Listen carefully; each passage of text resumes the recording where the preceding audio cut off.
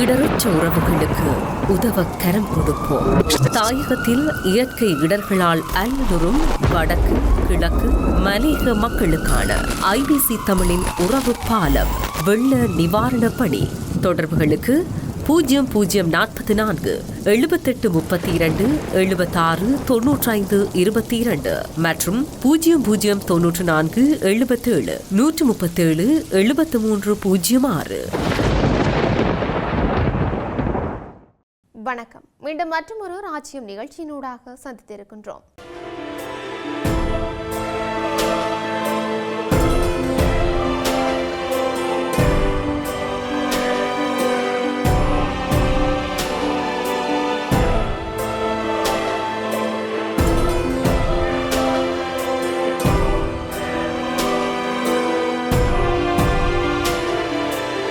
ரஷ்யாவுடன் ஐரோப்பிய நாடுகள் போரை தொடங்கினால் அதற்கு நாங்களும் தயாராக இருப்பதாக ஜனாதிபதி விளாடிமிர் புடின் எச்சரிக்கை விடுத்துள்ளார்.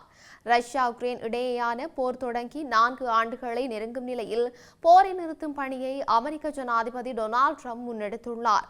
ரஷ்யா மற்றும் உக்ரைன் ஜனாதிபதிகளுடன் நேரடியாக போர் நிறுத்த பேச்சுவார்த்தை நடத்திய ட்ரம்ப் இரு நாடுகளுக்கும் இடையில் அமைதியை ஏற்படுத்தும் போர் நிறுத்த ஒப்பந்தத்துக்கான 28 அம்ச வரைவு அறிக்கையையும் வெளியிட்டார்.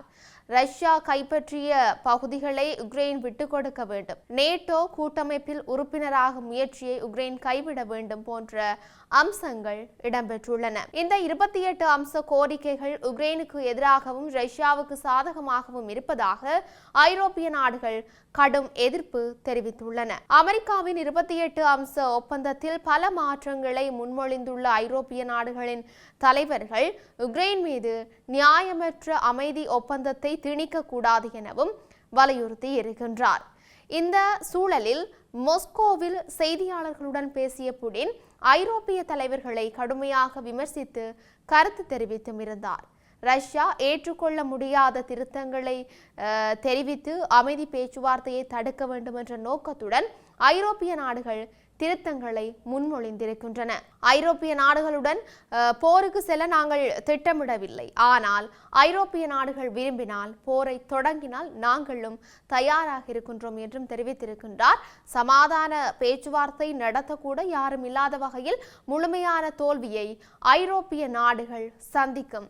ஐரோப்பிய நாடுகளிடம் அமைதிக்கான திட்டங்கள் இல்லை, போரின் பக்கம் அவர்கள் உள்ளனர் என்றும் அவர் தெரிவித்தும் இருக்கின்றார். போரை நிறுத்த முயற்சிக்கும் அமெரிக்காவின் திட்டத்தை சீர்குலைக்கின்றன என்றும் அவர் தெரிவித்தும் இருக்கின்றார். இவை எப்படி இருக்க, காசாவில் எஞ்சியுள்ள 2 உயிரிழந்த பணைய கைதிகளில் ஒரு பணைய கைதியினது என்று கூறி ஹமாஸ் இஸ்ரேலிடம் ஒப்படைத்த உடல் பணைய கைதிக்கு உரியது அல்ல என்று இஸ்ரேல் நிராகரித்திருக்கின்றது. இந்த உடலை தடயவியல் சோதனைக்கு உட்படுத்திய பின்னரே நேற்றைய தினம் இந்த அறிவிப்பை வெளியிட்டிருக்கின்றது.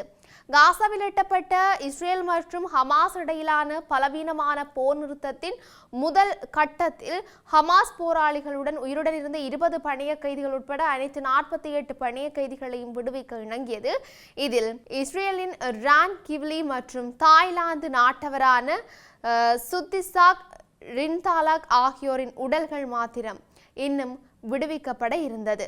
எனினும் இந்த உடல்களை விடுவிப்பதில் ஹமாஸ் வேண்டுமென்று தாமதம் காண்பிப்பதாக இஸ்ரேல் குற்றம் சாட்டியும் வருகின்றது. எனினும் 2 ஆண்டுகள் நீடித்த போரில் இந்த உடல்கள் பாரிய அளவான இடிபாடுகளில் சிக்கியிருக்கும் சூழலில் அவற்றை விடுவிப்பதில் தாமதம் ஏற்பட்டிருப்பதாக ஹமாஸ் அமைப்பு தெரிவித்தும் இருக்கின்றது. இந்த நிலையில மீட்கப்பட்ட பணைய கைதியின் உடல் என கூறி சடலம் அடங்கிய சவப்பெட்டி போலீஸ் பாதுகாப்பு தடயவியல் மருத்துவ மையத்திற்கு எடுத்துச் செல்லப்பட்டதாக இஸ்ரேல் முன்னதாக வெளியிட்ட சுருக்கமான அறிவிப்பு ஒன்றில் தெரிவிக்கப்பட்டும் இருந்தது. இந்த உடல் டெல் அவிவில் இருக்கும் குறித்த தடயவியல் நிறுவனத்தை சென்றடைந்திருப்பதாக நிறுவனம் ஒன்று தெரிவித்தும் இருந்தது. எனினும் இந்த உடலை சோதித்த பின்னரே இஸ்ரேல் அது பணைய கைதியுடையது அல்ல என்று முடிவுக்கு வந்தும் இருக்கின்றது.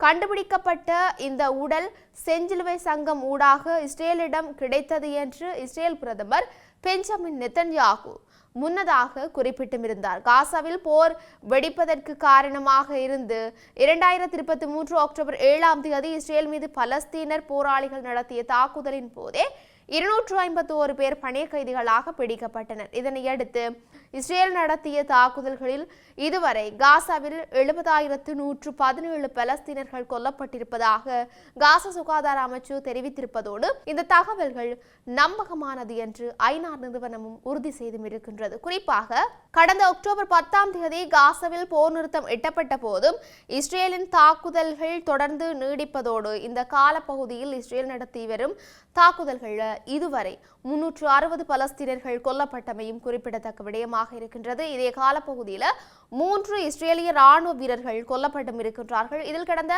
48 மணி நேரத்தில் இஸ்ரேல் நடத்திய தாக்குதல்களில் 4 பலஸ்தீனர்கள் கொல்லப்பட்டு மேலும் 13 பேர் காயமடைந்திருப்பதாக காசா சுகாதார அமைச்சு நேற்று வெளியிட்ட அறிவிப்பில் குறிப்பிட்டும் இருக்கின்றது.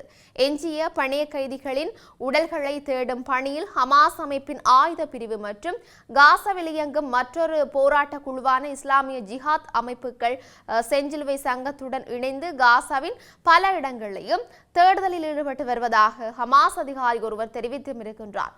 பல உடல்களும் இடிபாடுகளுக்கு கீழ் நடத்திய சோதனைகளில் கண்டுபிடிக்கப்பட்டன என்று குறிப்பிட்ட அந்த அதிகாரி தேடுதல் நடவடிக்கைகள் தொடர்ந்து முன்னெடுக்கப்பட்டு வருவதோடு கண்டுபிடிக்கப்பட்ட இந்த உடல்கள் எதுவும் இஸ்ரேலிய கைதியுடையது என்பதற்கு எந்த உறுதிப்படுத்தலும் இல்லை என்றும் அவர் சுட்டிக்காட்டியும் இருக்கின்றார்.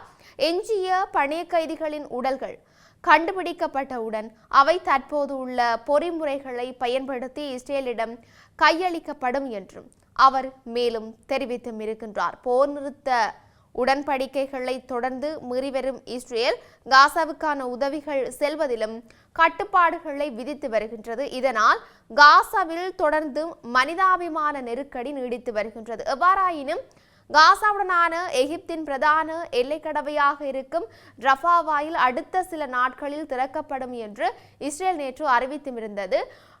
உடன்படிக்கையின் முதல் கட்டத்தில் பலஸ்தீன போராளிகள் உயிருடன் இருந்த 20 பணைய கைதிகளையும் விடுவித்ததோடு உயிரிழந்த 28 பணைய கைதிகளில் 26 உடல்களை கையளித்தும் இருக்கின்றது. இதற்கு பகரமாக சுமார் 2000 பலஸ்தீன கைதிகள் மற்றும் தடுத்து வைக்கப்பட்டிருந்தவர்களை இஸ்ரேல் விடுவித்தும் இருந்தது. இதன்போது நூற்றுக்கணக்கான உயிரிழந்த பலஸ்தீனர்களின் உடல்களையும் இஸ்ரேல் கையளித்தும் இருக்கின்றது. இந்த போர் நிறுத்தத்திற்கு அமெரிக்காவுடன் எகிப்து மற்றும் கட்டாரும் மத்தியஸ்தம் வகிக்கின்றன. இந்த நிலையில 2ஆம் கட்ட அமைதி உடன்படிக்கை ஒன்றுக்கு இஸ்ரேல் மற்றும் ஹமாஸ் முன்வரும் என்று இந்த நாடுகள் நம்பிக்கை தெரிவித்து வருகின்றன. மிக விரைவில் 2ஆம் கட்டத்திற்கு இருதரப்பையும் தள்ள வேண்டும் என்று நாம் நினைக்கின்றோம் என்று கட்டார் வெளியுறவு அமைச்சின் பேச்சாளர் மாஜித் அல் அன்சாரி தெரிவித்தும் இருக்கின்றார். தொடர்ச்சியாக 8 போர்களை முடிவுக்கு கொண்டு வந்துள்ளதாகவும் தனக்கு 8 நோபல் பரிசுகள் கிடைத்திருக்க வேண்டும் என்றும்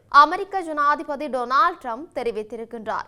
குறித்த விடயத்தை அமெரிக்காவில் அமைச்சரவை கூட்டத்தில் கருத்து தெரிவிக்கும் போதுதான் அவர் குறிப்பிட்டிருக்கின்றார்.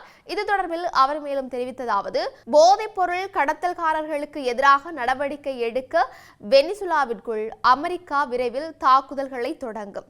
நாங்கள் நிலத்திலும் அந்த தாக்குதலை தொடங்க போகின்றோம். நிலத்தில் தாக்குதல் நடத்துவது மிகவும் எளிதானது மற்றும் கெட்டவர்கள் எங்கு வாழ்கின்றார்கள் என்பது எங்களுக்கு தெரியும்.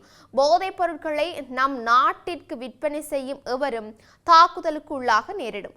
ஒரு போரை முடிவுக்கு கொண்டு வரும்போது ஒவ்வொரு முறையும் அந்த போரை முடிவுக்கு கொண்டு வந்தால் எனக்கு நோபல் பரிசு கிடைக்கும் என்று அவர்கள் கூறுகின்றார்கள். நான் இந்தியா, பாகிஸ்தான் உட்பட 8 போர்களை நிறுத்தியுள்ளேன். போரை முடிவுக்கு கொண்டு வந்த பிறகு எனக்கு நோபல் பரிசு கிடைக்காது. இப்போது அவர்கள் ரஷ்யா மற்றும் உக்ரைனுடனான போரை எப்போதாவது முடிவுக்கு கொண்டு வந்தால் எனக்கு நோபல் பரிசு கிடைக்கும் என்று சொல்கின்றார்கள். நான் முடிவுக்கு கொண்டு வந்த அனைத்து போர்களையும் நினைத்து பாருங்கள் மற்றும் ஒவ்வொரு போருக்கும் எனக்கு நோபல் பரிசு கிடைக்க வேண்டும்.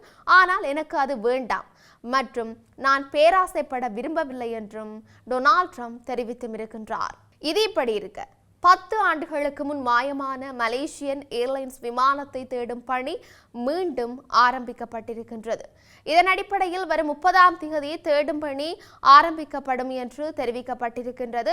தென்கிழக்கு ஆசிய நாடான மலேசியாவின் தலைநகர் கோலம்பூரில் இருந்து சீனாவின் பீஜிங் நகருக்கு 2014 மலேசிய ஏர்லைன்ஸ் நிறுவனத்தின் போயிங் 777 ரக விமானம் 239 பேருடன் சென்றது. இதில் பெரும்பாலானோர் சீன நாட்டை சேர்ந்தவர்கள் என்று தெரிவிக்கப்பட்டும் இருக்கின்றது. புறப்பட்ட சிறிது நேரத்திலேயே ரேடாரில் இருந்து விமானம் மறைந்த நிலையில் வழக்கமான பாதையில் இருந்து விலகி தெற்கு இந்திய பெருங்கடலில் விபத்துக்குள்ளானதாக ரேடார் தகவல்கள் தெரிவித்தும் இருந்தன. இருப்பினும் விமானத்தின் இறக்கைகளை தவிர மற்ற பாகங்கள் இதுவரை கிடைக்கவில்லை என்றும் மாயமான விமானத்தை தேடும் பணியில் அமெரிக்காவின் டெக்சாஸ் மாகாணத்தைச் சேர்ந்த ஓசன் இன்பினிட்டி என்ற ரோபோட்டிக் நிறுவனம் 2018 ஈடுபட்டது என்றும் இருப்பினும் கண்டுபிடிக்கவில்லை. தற்போது அதே நிறுவனம் மலேசிய விமானத்தை மீண்டும் தேட முன்வந்துள்ளது.